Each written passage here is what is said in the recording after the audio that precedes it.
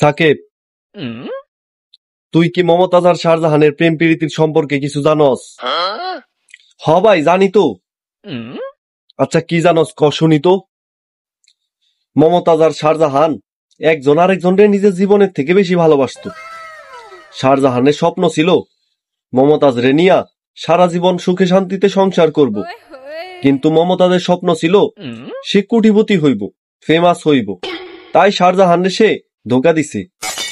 শাহজাহান মমতাজের কাছ থেকে ধোকা খাওয়ার পরে আর কোনো মেয়ের উপরে বিশ্বাস করতে পারে নাই। সারা জীবন একা কাটাই দিছে।